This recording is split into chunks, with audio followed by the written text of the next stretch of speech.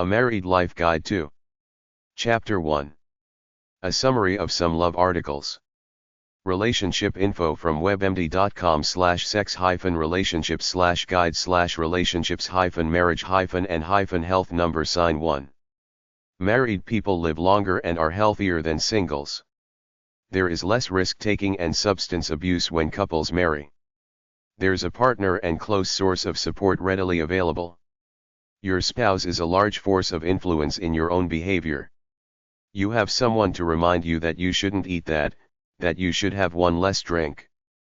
People who are in happy marital relationships are more likely to follow their doctor's recommendations. Love and support translates into us taking better care of ourselves when we have someone who is invested in our happiness. A study of heart bypass patients showed better survival, over 15 years, among the happily married. But the flip side is also true. Being in an unhappy marriage can be unhealthy. Chronic stress from a bad marriage may affect the immune system. Women are more sensitive to hostility in a relationship than are men. Depression, obesity, and hypertension can all result from women suffering in unhappy marriages. People can thrive on their own. Divorce is linked to a greater risk of premature death, especially in men. If you're in an unhappy marriage and have tried to work it out but just can't, divorce is a real and reasonable option.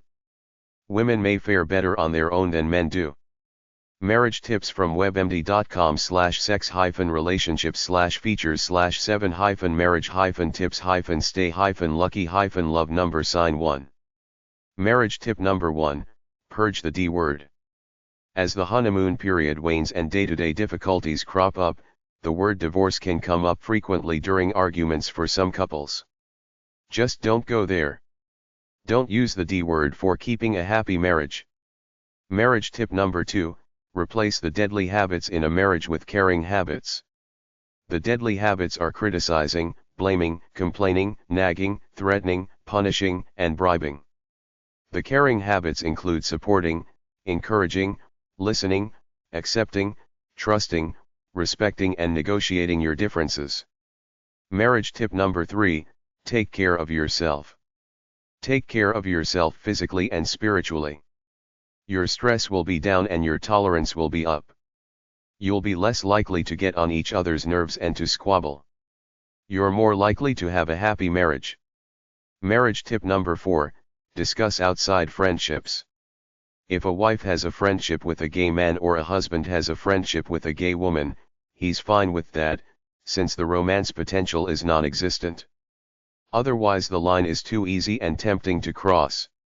Marriage tip number 5, stop trying to control your partner. In a happy marriage, partners know they cannot control each other. Marriage tip number 6, honor and respect your partner. Be honoring all the time. A wife shouldn't be flirting with male co-workers or other men. The number 1 principle is respect. You cannot have love without respect. Respect means not undermining your partner in front of the children. Discuss it with your partner. Respect also means not criticizing your mate in front of others. Marriage tip number 7, if you're the wife, lower your expectations. If you're the husband, step up to the plate. Women expect to be loved, cherished, listened to, cared for and courted. Men need to do the same things at home that they do at work. Your wife is the $1 million client. If she walks out the door, the business is closed. Ideas for living happily ever after from webmd.com/sex-features/5-secrets-to-living-happily-ever-after number sign 1.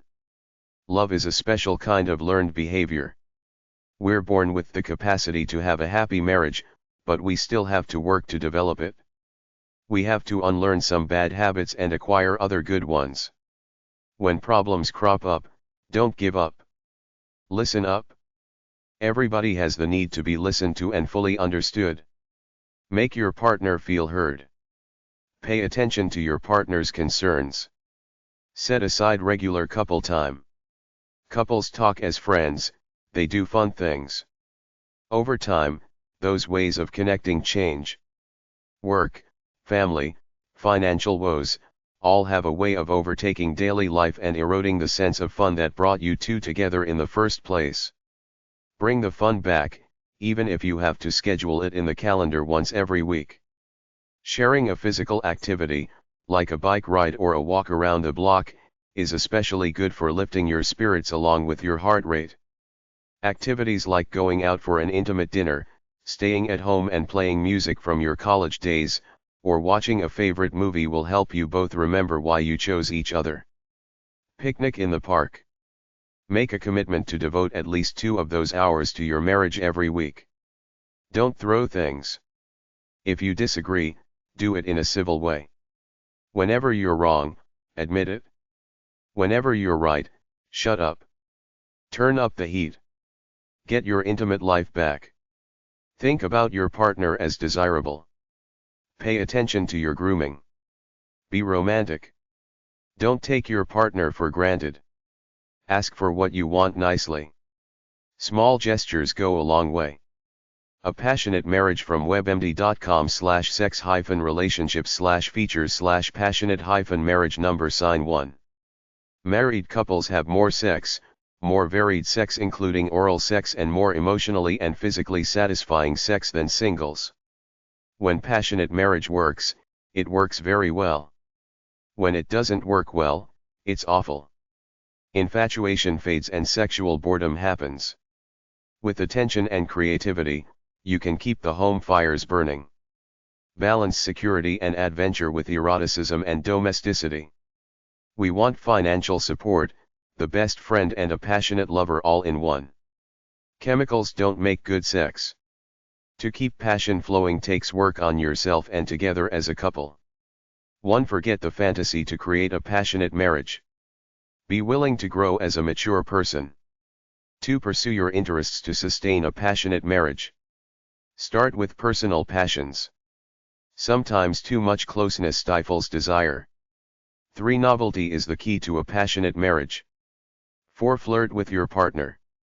Foreplay begins outside the bedroom. The way you look at each other can build excitement and erotic tension. 5. Make a date for sex and build passion. Light candles.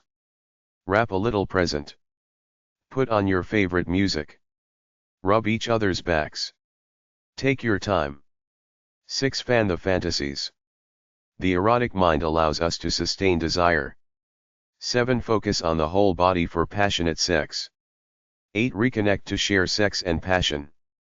Gaze into each other's eyes. 9. Try eyes open sex. Look while having sex in order to expand intimacy and have deeper, more passionate sex. 10. Mix laughter with sex.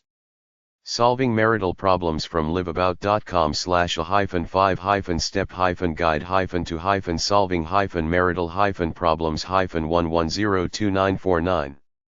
Step 1. Name the problem. Be specific. You can't name general problems. Be specific about the problem before you can find a solution to the problem. Step 2. Be honest about how you are feeling. Be willing to communicate your displeasure over your spouse's behaviors. Be willing to listen when your spouse communicates his/her displeasure in your behaviors. Step 3. Leave no stone unturned. Ask questions. What might improve the problem? Make a list of what you feel are solutions and put them to work. Suggestions for improving problems. See a marital therapist. Read books that help build relationship skills. Take a relationship course or seminar. Step 4.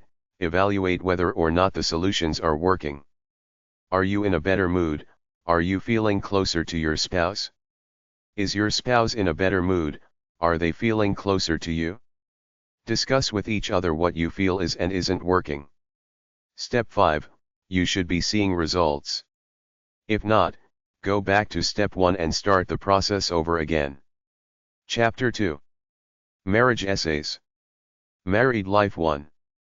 Be physically desirable to your lover. After you marry, stay desirable by living a healthy lifestyle. There has to be initial passion and chemistry, but even this can die if it's not constantly cultured. Hold her in your arms sometimes. Women need the intimacy of being held. Women want more than sex. They want cuddling, touching, kissing, talking, and hugging. Don't be moody. If you are, it means you're unstable. Your partner doesn't know what mood to expect today. People who are outwardly stable may be experiencing turbulence, but they don't let it show because they're strong enough to not let it affect their outward behavior. Your lover wants to get a feel for what's on your mind all the time, which is why you should connect here and there to see what each other are thinking about. Giving affection is giving love. It's not just having sex. Most men have to learn this. They are not affectionate enough. If you don't give affection but have sex, the woman will start to feel like a used sex object, then she will start to resent you and finally leave. If you can't meet her emotional needs, in the past, they stayed, but nowadays, they don't take it. They leave. Often they do it in a roundabout way. They meet a guy at work who is warm and receptive to them, so they first have an affair, then trade in the current husband, you, for the new guy. Women used to feel guilty about cheating and feel guilty about splitting marriages up, but nowadays, they see it as a two-way street. If the husband can't treat them like a lady should be treated and someone else can, then they will leave. A woman wants two basic things in the relationship: to be loved in an affectionate way, to be cared for, to feel that her husband cares about her and wants to help her solve her problems. Most women love to hug and kiss. A husband should hug and kiss his wife at least once a day. Don't take it as an invitation to sex every time she wants to hug you. Take it as an end itself, a special occasion right there and then for you two to share your love with each other. Little gifts, cards, flowers, chocolates, and love letters are great. Expressing love is communicating your warm emotions to her. Take her out to dinner or to some entertainment venue like a concert, a show, etc.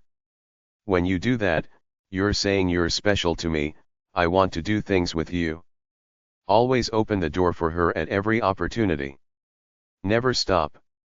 What you're doing is saying with action, I love you and I want to be with you. This is the stuff a woman wants from a marriage. If she gets it, she becomes tightly bonded to her man. If she doesn't, she becomes alienated and possibly leaves, but even if she stays, the emotional connection is gone.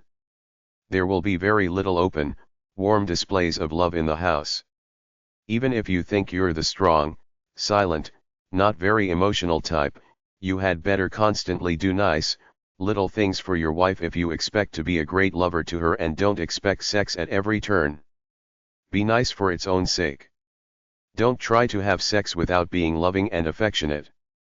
If you're the wife and you're not getting the love and affection you want, I don't suggest just talking to him about it. I suggest pouring your heart out in a letter. Tell him exactly what you want, the type of relationship you want, and end it saying, if the relationship doesn't improve, you'll have to start thinking about ending it. You're a man. You don't really have a bunch of emotional needs, but women do. They want that constant show of loving care and attention. How often do you see couples holding hands? Yet this is what virtually all women want. Listen to your wife. If you let her, she will tell you how to care for her and love her. Man's biggest impediment may be his pride or his ego. He might feel it's sissy to little nice things for the wife because he thinks he loves her. In his mind, she must know it and that's good enough, but it's not. Don't nag your husband to be romantic. Instead, reinforce him when he does a good job at being romantic and nice. Tell him how good he was to do that and how it made you happy. Give him little hints, but don't be too direct like you're ordering him. It turns men off.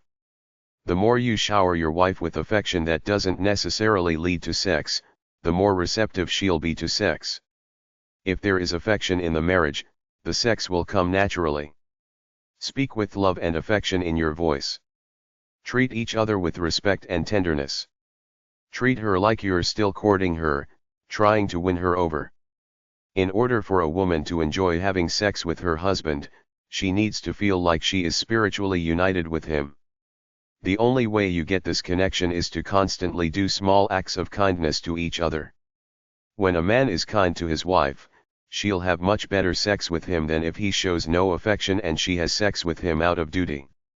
Turn her on in her mind by being good to her. Married life too. Be man enough to say, I love you. Be man enough to say, I'm sorry. Take care of each other. Have fun. Fred Frisky. Take a chance on love. Frank Sinatra. Take a hard look at yourself. Are you good relationship material? It's not up to you to change your partner.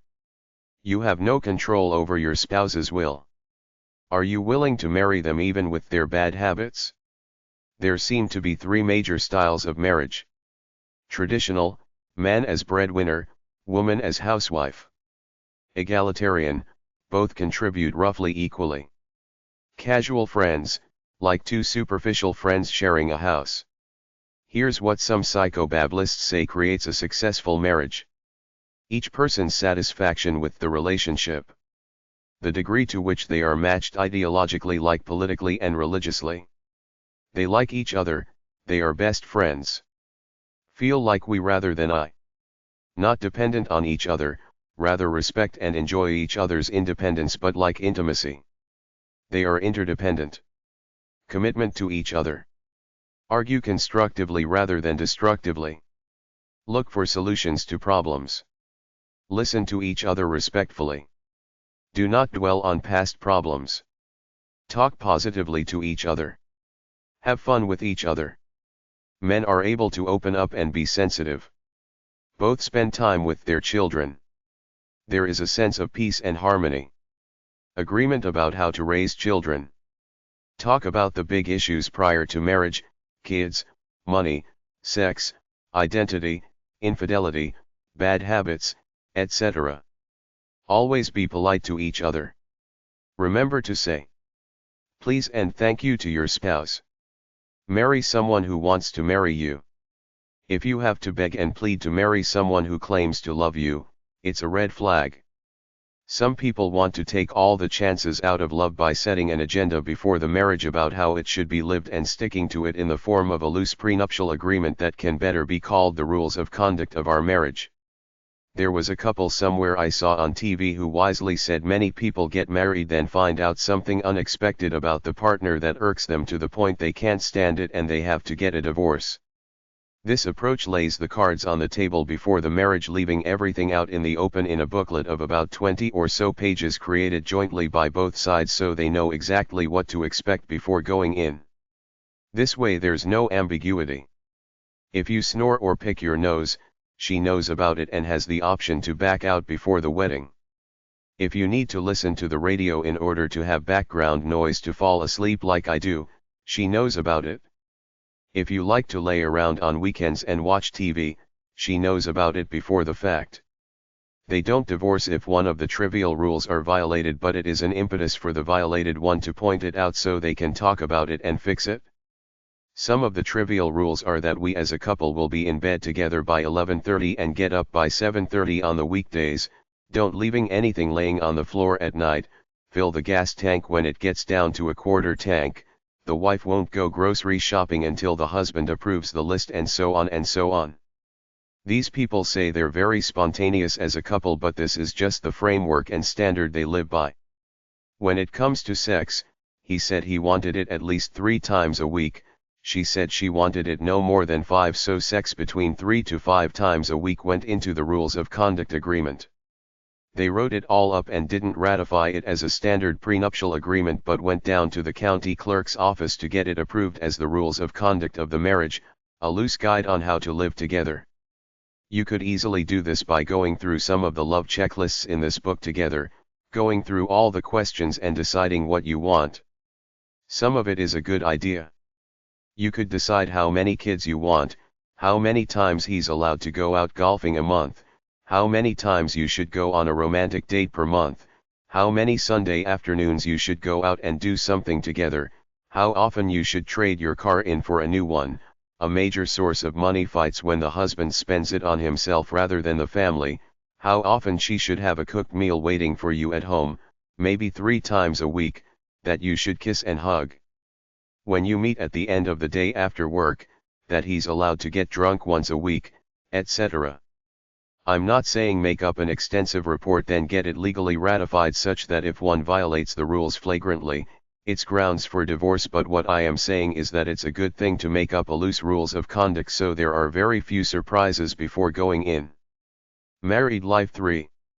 I want somebody I can snuggle up to, somebody that gets me all excited with one kiss and somebody I can have fun with. Lonely chick looking for a guy. People want someone to love them and surrender their hearts to them. I attended a marriage symposium put together by several churches in the local area attended by about 75% women, 25% men, most dragged there reluctantly by their wives, a total of about 300 people over 2 days, and here's my analysis of the major findings. One older couple defined their marriage in 4 stages. Go in with high ideals and projections. These ideals are destroyed by the day-to-day reality of life. Change your standards to more pragmatic, down-to-earth concerns with each other. Get away from all ideals and projections to see each other as you really are and decide if you really love each other away from all the other stuff.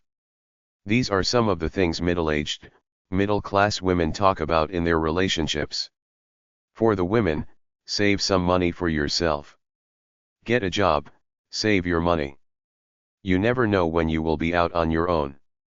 If you make major purchases like a house or even an expensive car, whether you're contributing or not, get them in joint ownership, otherwise you have no legal recourse should he decide to bail and cut you out. Divorce court can be brutal and take years to resolve, so at least get something on paper.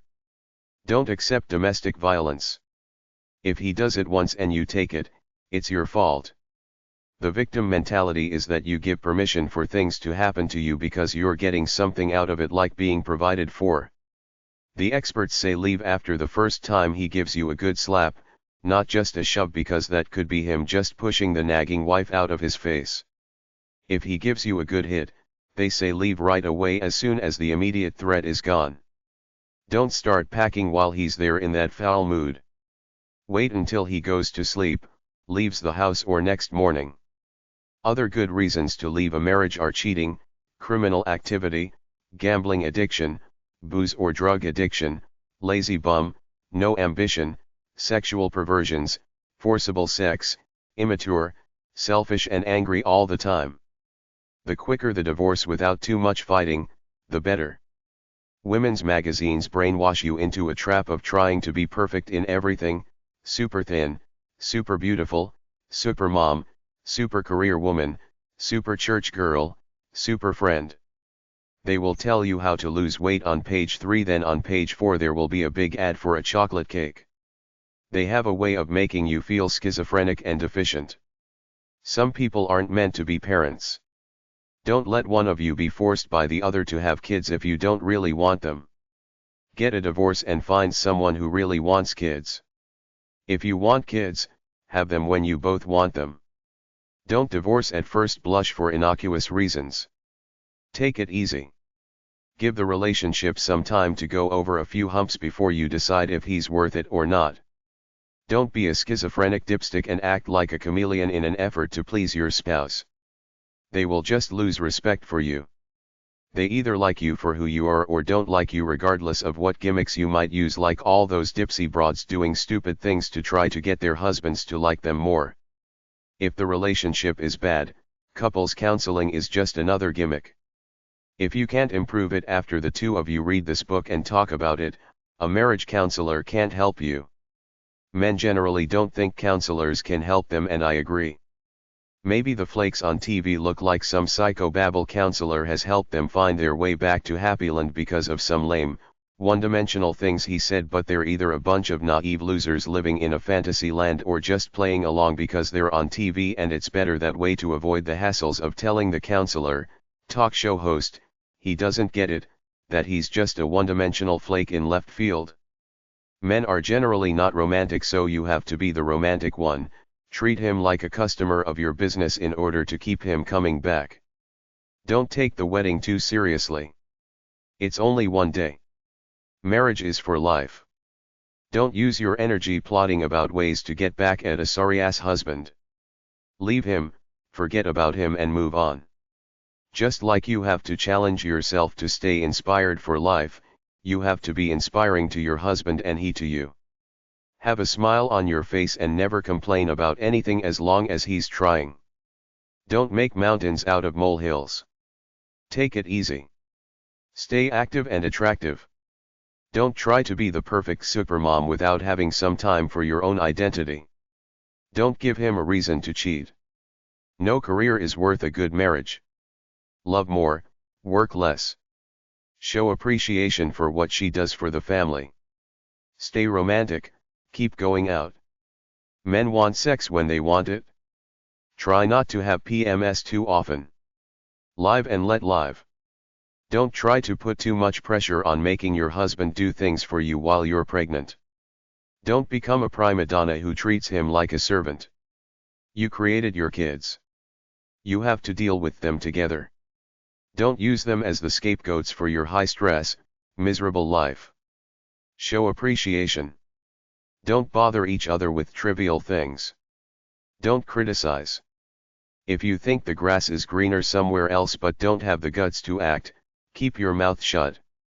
Leave him free to live his life. When he's free, he's happy and will come back to you to share it. Adjust a little bit but don't bend till you break and become his doormat. Keep up an active, inspired life for you. Be nice to each other. Love each other. To love her is to treat her as the most special girl around. Do things together, be a team. Try to be happy and share it with your spouse. Have regular sex with each other. Be stable. Don't be a neurotic bitch all over the place. Support each other. Your spouse can't give you everything. Go elsewhere to talk, relax, get things off your chest, etc. Don't burden him with your personal past baggage. Listen to what your spouse says. Give each other space. Don't play ego games. Some things are private. Don't demand to know what he wants to keep private. If it's an affair, it will come out in due time. When he goes to work, that's his domain. Don't call him about trivial things unless you want to flirt with him. In the fairy tale The Emperor's New Clothes, he gets a big letdown when he realizes he's been fooled. Marriage is a process of high expectations that will not be met, so be ready for them.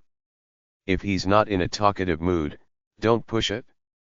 If you're insecure, get an identity. If he criticizes you verbally, don't let it get to you. If he does it too much, it's abuse. Get out. A good marriage is to bend.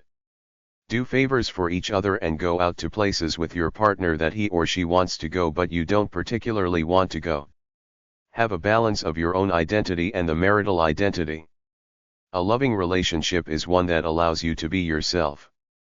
The marriage and your husband are snapshots that are always moving. Married life 4. Touch each other's souls with genuine love. Grow together in love. Marriages get stale as they go along for most people.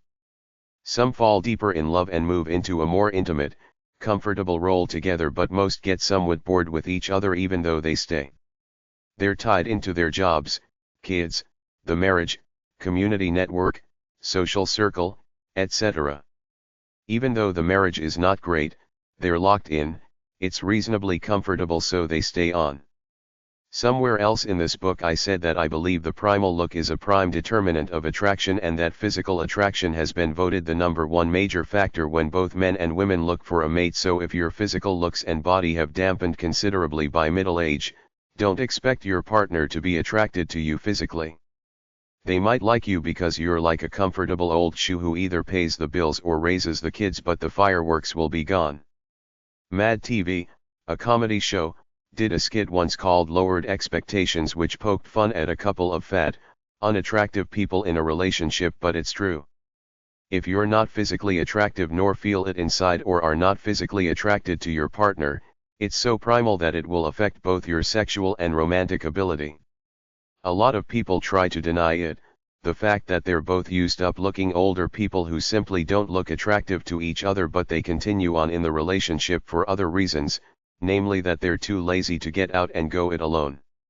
Even though you don't love each other anymore, you stay because it's convenient.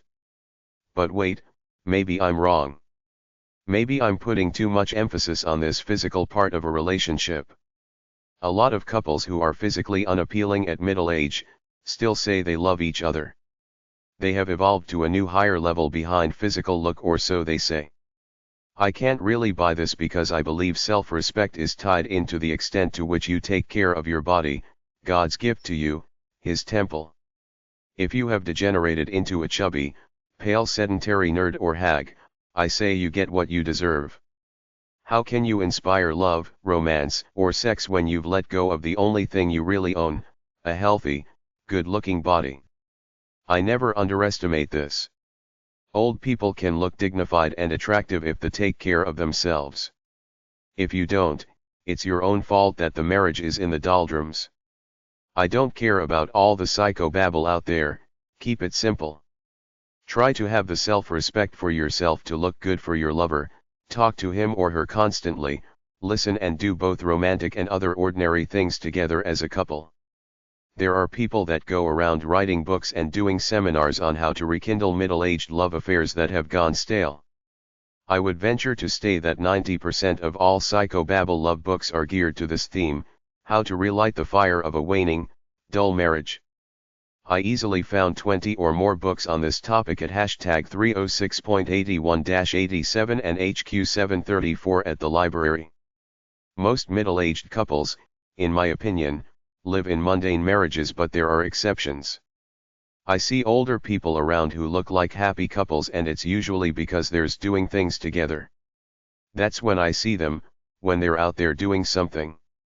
It's like a breath of fresh air to see the occasional older couple do something together beyond buying groceries at the supermarket. The following is a summary of the basic information about how couples can try to get some spark back between them. Exercise, eat the right foods, lose weight, try to look attractive for your lover.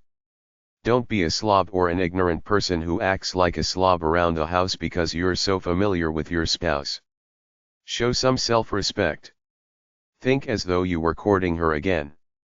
Do something together day by day beyond watching TV, like walking the dog, taking an exercise class together, biking together, etc.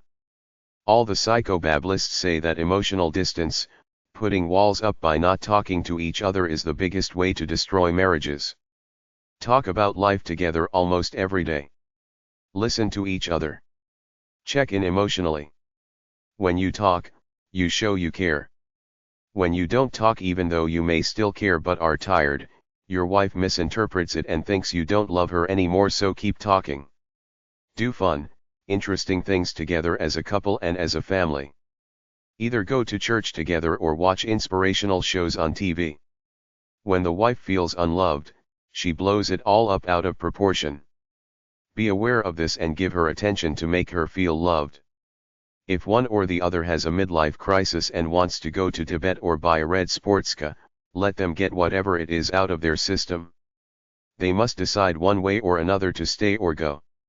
Rather than trying to change him by nagging him all the time, change the person in the mirror.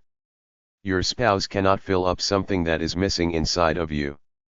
Find yourself, live by it, then add to that happiness by connecting with your spouse.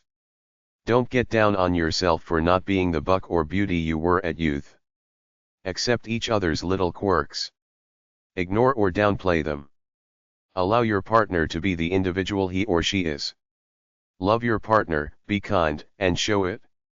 If the relationship feels mundane, take steps to show you're trying to reconnect. Have the courage to reach out. Try to have deep talks where you honestly say what you feel.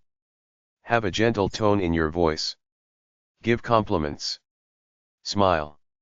Take a trip down memory lane. Look at your old wedding pictures and revisit old dating haunts. Be lighthearted. Have fun. Have an easy way about yourself. Life is too short. Either enjoy it together or leave. If you feel suspicious and apathetic, why bother? Either try for love and gentleness or leave. Try to relax. Minimize stress. Draw a picture of you two walking on the beach holding hands to a sunset. Is this realistic? Does it seem foreign to you? Honestly think out your relationship through. If you love her, you would accept her for her imperfections. Everybody has doubts about their marriage. Forget the bad and go with the good if you feel it's worth it.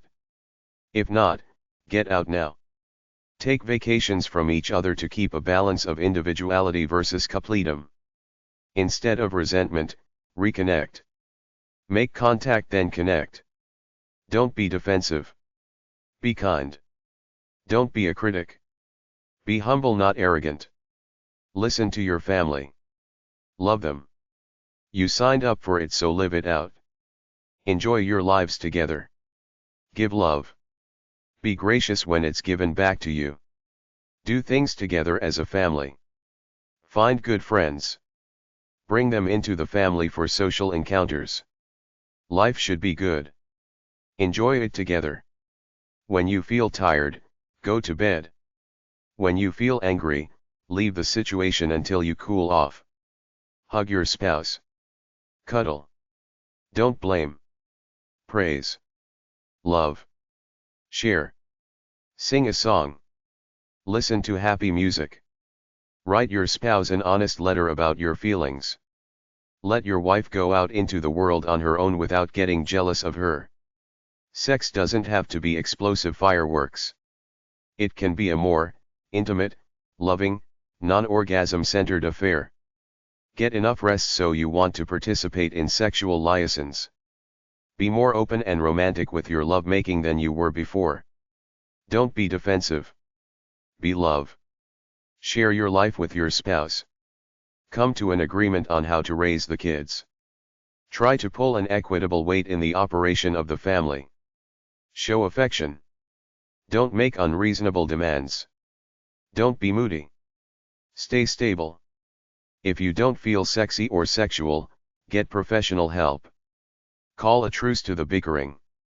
Try to be kind to each other. Make an effort to understand each other.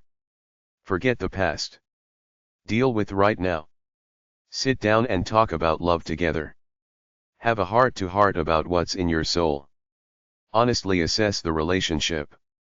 Tell her how she's changed, that you're unhappy because she's now overweight, but in the same breath, tell her you can help each other try to get in shape and accept each other as the middle-aged people you are.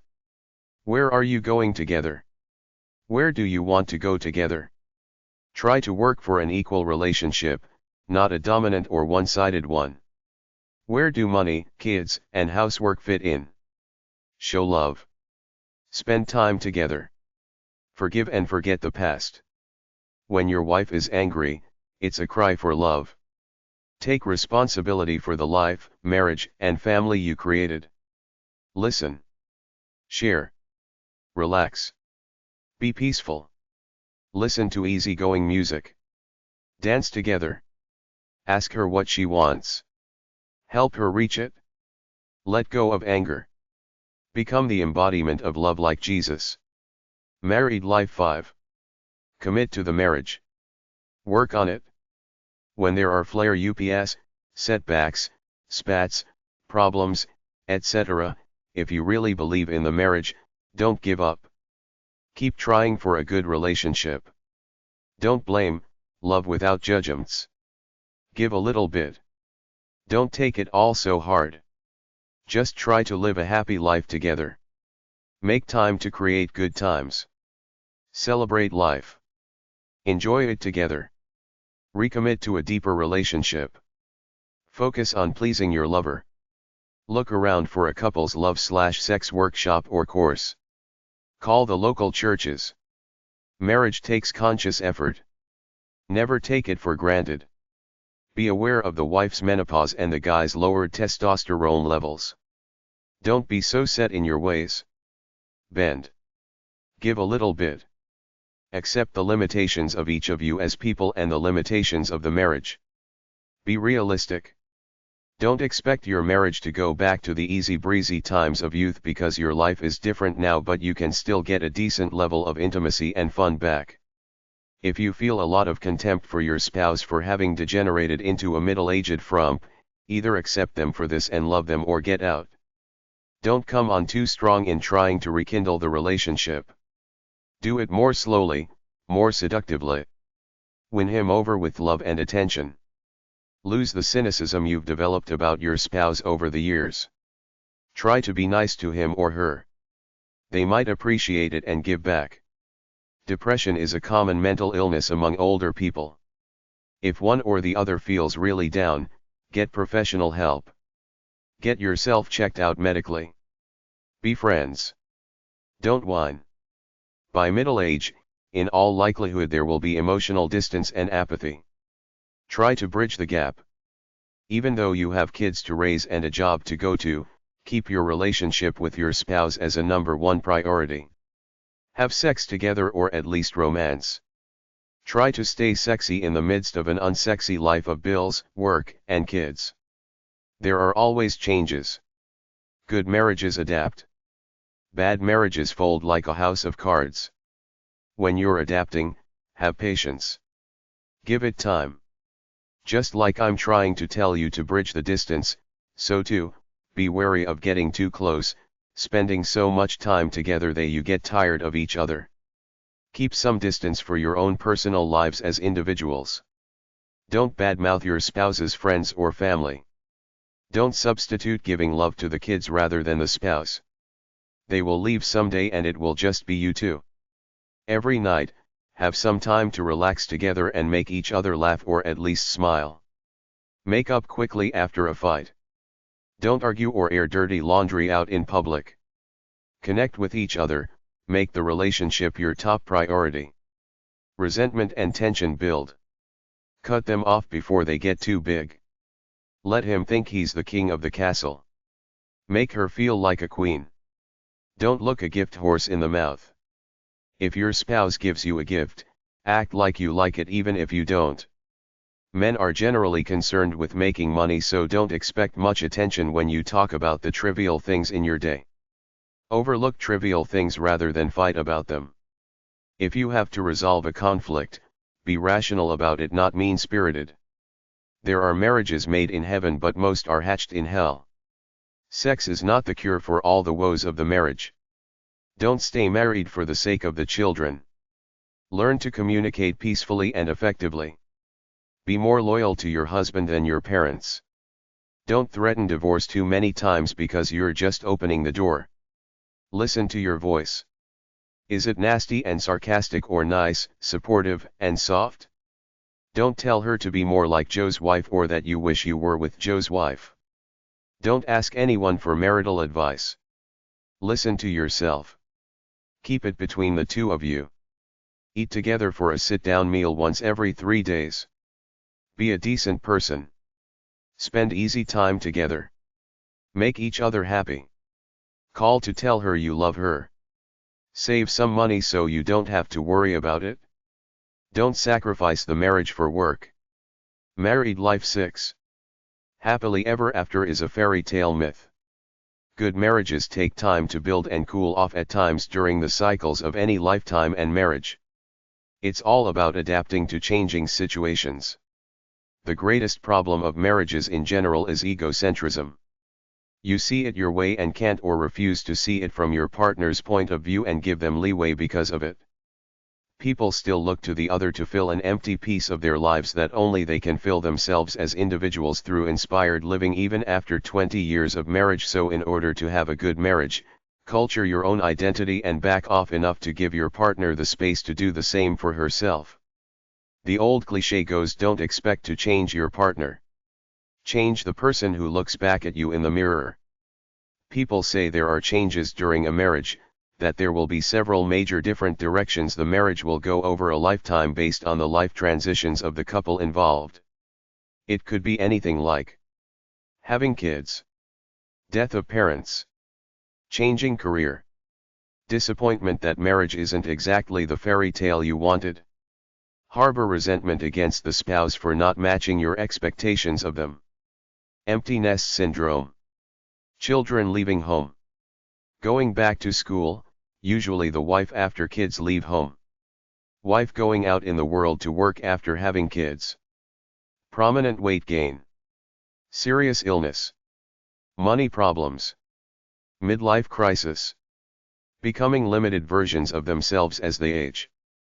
Wondering if this is as good as it gets. Reach a point of accepting each other as is. Men become drunks. Greater focus on religion and / or the search for personal enlightenment. Stress of life in general.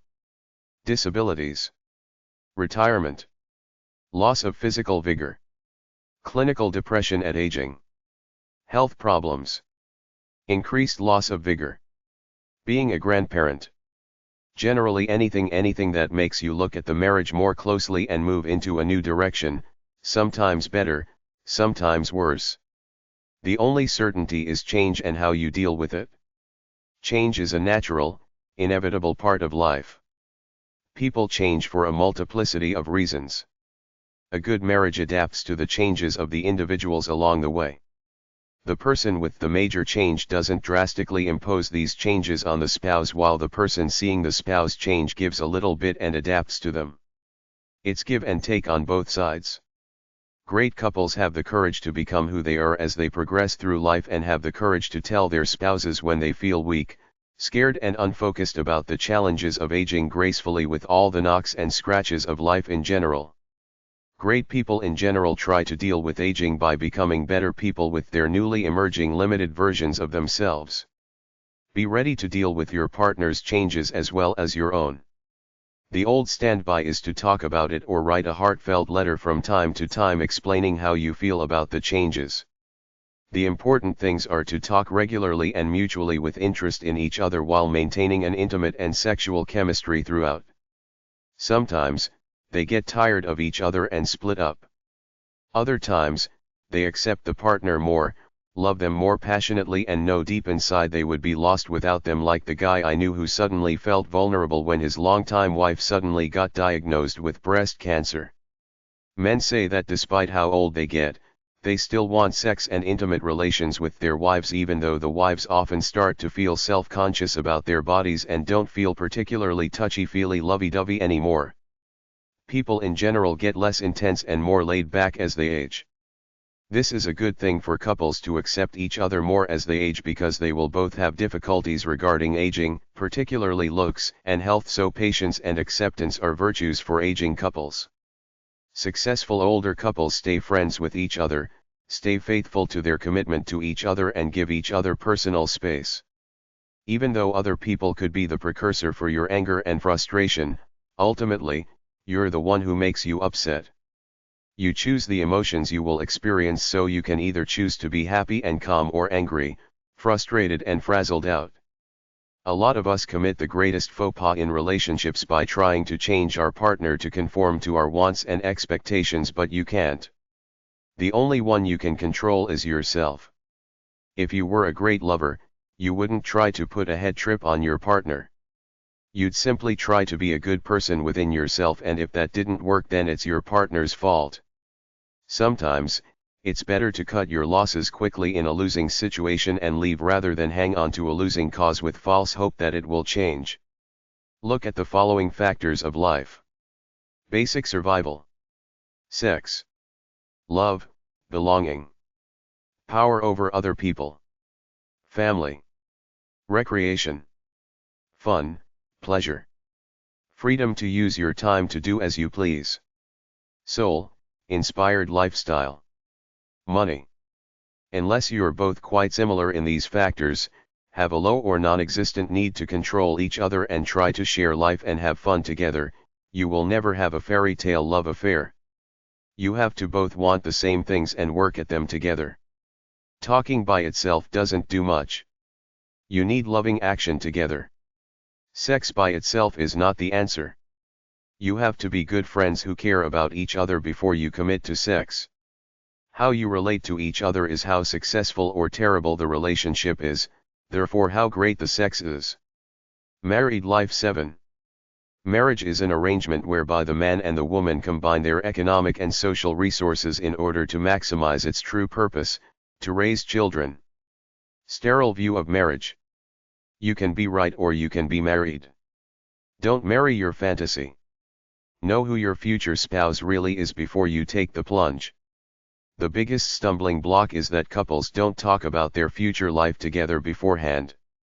The biggest mistake in the marriage game is the hot from the fire meeting, the whirlwind courtship, the quick marriage. Then 6 months later, after the passion dies, they wake up to find they're strangers, which is why many churches won't marry a couple until they take a premarital course. But there are ways around this, always some ministers and justices of the peace who will marry anyone.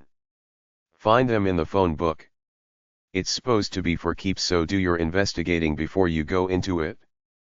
People could go steady for years on end and still not know each other. You have to get to know the person day by day, all the minutes of the day, so a good premarital test is short vacations together. Some people think you should try out a car before you buy it, hence, you should sleep with your lover before you get married. But the other argument asserts that intimacy must proceed slowly if it is to reach full potential, hence, a couple should get to know each other on a mental, spiritual level before sexual intimacy. Statistics bear out that couples who abstained from sex before marriage are more likely to stay together than couples who slept together because they hold the marriage vows in more serious esteem. Remember, Christians frown on premarital sex even if it's with your future spouse. Don't get so caught up in all the hype about wedding bells that you neglect to talk about your future plans together, especially talk about money. The major causes of marital strife are unfulfilled expectations, disparate goals, and money. You have to know each other and continue to talk if you expect a lifelong commitment. For the men, don't expect a passive doll who does the housework, keeps quiet and listens to you because you're supposedly the boss. Chicks nowadays got big mouths, liberation, and independence. If you want one of them old-fashioned ones, either look for her in church, in some rural area, or in another country like Russia or the Philippines. Talk about pragmatic things so you know where each other stand before you proceed with marriage. Put yourself in a marriage state of mind. You're not still living the single life. You now have to share your space with someone. Marriage is not to be taken lightly. It's not the fairy tale most girls think it is. They think it will flow smoothly forever but don't realize that it takes hard work. A starter marriage is young people who get married and divorced within 5 years. The biggest misconception most people have is that despite reservations and red flags, they think everything will automatically work out after the marriage, but this is naive. Don't be too young, too naive, and don't have too high expectations, i.e., the fairy tale.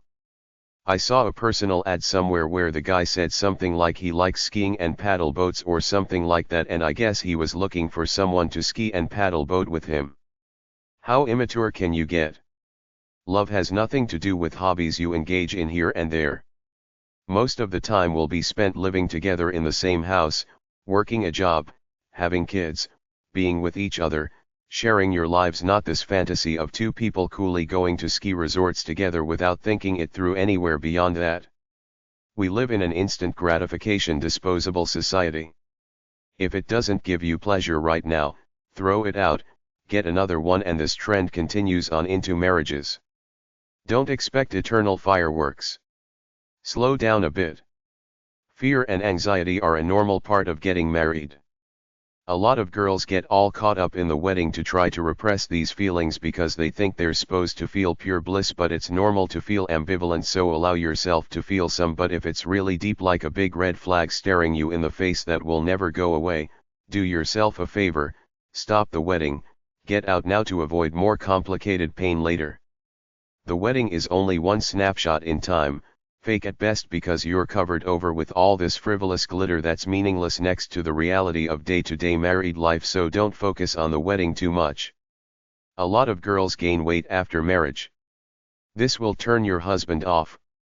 You won't automatically get the same marriage your parents did, so don't expect it. If the parents don't agree with your marriage, too bad for them. The Bible says you grow up, find someone and go your own way. Give them the invitation and tell them if they plan to come with a scowl on their faces, don't come at all. Better yet, elope so nobody has to come. Don't marry just for great sex. People slow down, and even the greatest lovers can only make love a few hours a day at most. You have to live with each other for the other 22 hours. Don't marry a beauty unless there's some pragmatic and spiritual connection beyond your infatuation with his or her good looks. Don't marry some immature, sweet, lovable, cute person who has no sense of responsibility in the real world. There is a taboo topic loosely called post-wedding blues, where a lot of girls feel the letdown and get depressed shortly after the wedding. Some men and women mourn for their loss of independence. This is the last time you will be the belle of the ball. After this, it's all downhill unless you marry again. Don't marry young. Anyone under 25 is still immature. The experience of life over time by living it is the only way to get true maturity. Girls are generally unforgiving about you remembering their birthday and your wedding anniversary by buying them a gift and going out, so if you can't remember them, either program them into your computer, pay your son to remind you a week before, or put a note somewhere where you will see it. Agenbiosis is married couples who live together without sexual relations. Be ready to learn a couple of not so pleasant things about each other after the wedding, like how messy she is or how introverted you are. For books about marriage, try hashtag 306.80-81 or HQ 536 to HQ 734 at the library. Married Life 8. Marriages that last are based on emotionally connecting and saving money together day by day rather than the flighty romantic myths we see in Hollywood movies. Contrary to popular opinion, two people who are always with each other don't make the best lovers because they're too smothering of one another. You need space and other people in your life beyond your partner. The husband is not necessarily the leader in all situations. The wife should take the lead where she sees fit and not allow herself to be controlled by her husband. Marriage is a leap of faith that doesn't always work out as expected. Expectations are too high. Bring them down a bit.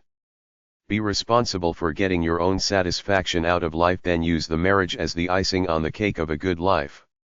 I watched a preacher give a talk on marriage saying it's two unknowns getting together and trying to create a united reality for themselves. So the fact is that you're not really in love at the altar, it's an act of faith believing that together, you will create a great life with each other. You fall in love by getting to know each other as you go along, it's not something you have at day X and expect to have for the rest of your life. It's an ongoing thing, always changing as you two go on through your lives together. The best insight you can have about marriage is that you're not marrying the idyllic pictures you see in your wedding album, you're marrying a person who's always changing just like you're always changing. There are distinct differences, there will always be differences, you have to give each other space as much as you have to give each other time as a couple. If you've been married before, you will probably be wondering if you're making another mistake. Along with the cold feet syndrome, you will have other anxieties about getting married, which most people do, but that's what it is, hope for a better future with an untested track record. Most people don't know each other very well when they get married. In today's world, about half make it. 40 years ago, almost everyone stayed together. It doesn't mean their marriages were happier back then, it just means they were committed to staying together for culture and religion's sake. I'm not saying this is good or bad, but the point is that a union of two people should be out of love only. Don't marry for the wrong reasons, or don't stay with someone who doesn't love you. When you get married and start sharing your life with someone, you will see there are differences, cultural, religious, preferences, age, etc. You should try to be separate but equal and live in the real world, not a fantasy world of soppy lovey-dovey delusion. It all comes down to happily sharing your lives with each other. Everybody will have an opinion about your marriage, especially your mothers. If they're positive, fine, but don't let them get the dominant control of the situation. If they're negative, graciously ignore them and follow your heart. Never let them split you apart.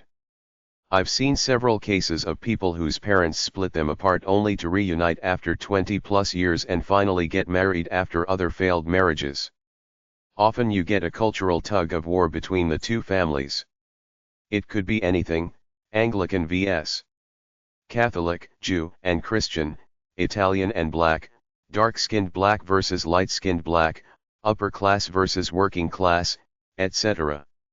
Be ready for this type of tension or conflict both at your wedding and afterwards when the two sides silently compete against each other.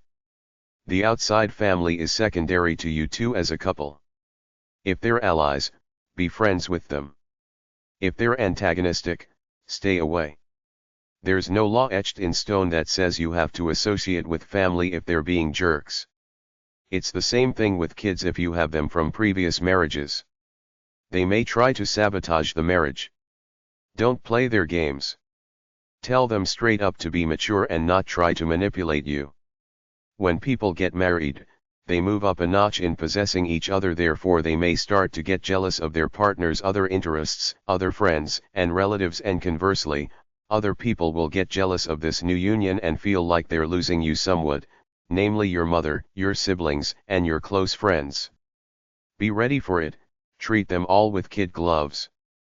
Be ready for jealousy between you two when you each realize you have things you must do like jobs, hobbies, etc., which take the attention away from your spouse.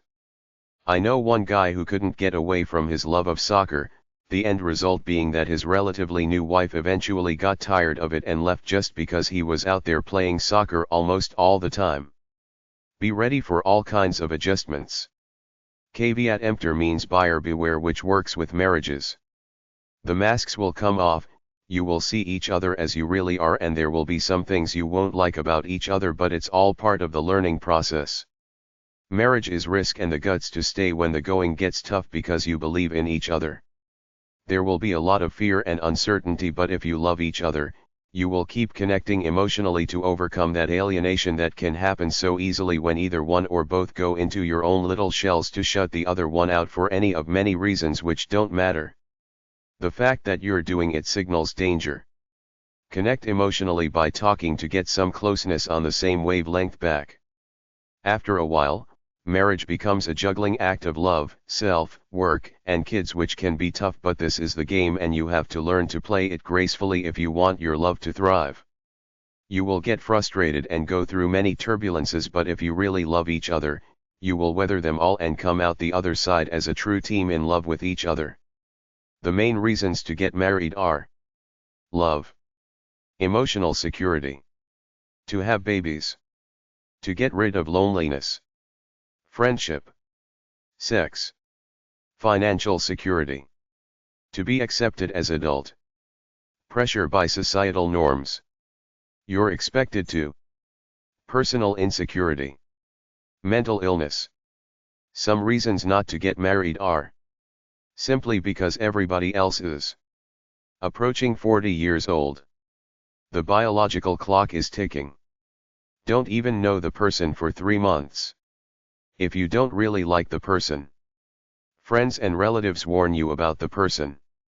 Signs of instability in your lover. Lover uses sex as a weapon. Lover puts guilt trips on you. Controller. Married life 9. For where your treasure is, there will your heart be also. Matthew 6:21. If your treasure is not your spouse, there's a good chance you will get a divorce at some point in time. If you're not totally committed to love one another and make it work, it's not a forever kind of love. Do you focus on building a strong, intimate relationship and minimize the negatives when they happen? Try to go from the falling in love stage to actually being in love in a permanent way. Some signs of great love are that you see each other as unique people and see the two of you as a special couple. You want to be with each other. You want to belong to one another and commit yourselves to one another. If you really want a wonderful marriage, you can achieve it by your intention followed up with action. That's all you have to think about in order to keep the marriage strong. You're not any more special than the last couple who thought they were special and ended up getting a divorce, so remember that after the connections get loose after the first year. Marriage should be an adventure, a continuous journey of you two making the journey together.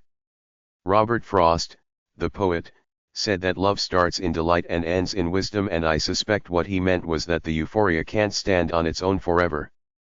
It has to temper and give way to a smoother, deeper kind of love based on wisdom and a meeting of the souls. Understanding one another and relating on a real level is the key to keeping it real. The opposite of this is anger and emotional withdrawal. When you're fighting, you're still talking. When you're giving each other the silent treatment, or when you both take potshots at each other, then you know it's in danger. Try to keep the love peaceful, culture a sense of safety and security, minimize disagreements, and keep your own sense of freedom. Be honest, feel for your spouse, show them you like being with them. Don't fake it. If you can't be real, keep your mouth shut for a while. You have to know what love is between the two of you, study it, learn what it can do for you and what its limits are. Feelings are fragile. They can change on a whim. Hopefully, your love can grow to be stronger than the transient emotions of the moment. Always know that when your lover is the least lovable is when they need love most. Make love the focus of the marriage and commit to it. When you commit, you make a decision to be faithful no matter what. Faith means being kind and loving all the time, even when you don't feel like it or she's being a bitch. In your heart, you always know what the right thing is, so do it. Don't do negative things to get at your wife or hurt her. Be happy serving your spouse and show it. Show appreciation for the love your spouse shows you. Thank them when they serve you. Be sensitive to her needs. Stay clear. Leave no room for misunderstanding. Be kind, compassionate and forgiving. If you hold on to resentments, they will turn to bitterness and hate, and you will poison all your relationships. Too many people are quick to get married with no real understanding of their partners and no serious commitment to work on the relationship together. Age doesn't really matter, except that some young girls and even guys desperately want to get married because they think it will solve all their problems or make them legitimately adult in some way. Marriage is not a guarantee of great sex. Young men are generally more interested in their careers than hanging around the house being lovey-dovey and domestic. There's often a compromise of intimacy to the realities of the material world. Strike a balance between living your own life, taking care of business and loving your spouse. Don't necessarily sacrifice your life to blend in with your husband. The happiest marriages are those where each person keeps their own individuality, does their own thing and connects with their partner her and there for friendship and intimate encounters. Some of us marry what is essentially a fantasy, then 3 months later, when the passion has worn off and we see them as they really are, we want out. The only sure solution to this one is to marry the right person, meaning get to know them for at least 3 months before you propose marriage. I know I'm repeating myself, but this is the entire key. You must feel within yourself that you love your partner so much that you want to do things for them. It's not a sacrifice to you, you enjoy making her happy. Men don't like to associate sex with the drab of life in the family. They want sex to be a romantic, separate thing, which is why you should make distinctions between being a mother and housewife and a sexy person to your husband. Make time to shower, wear sexy clothes and be sexy.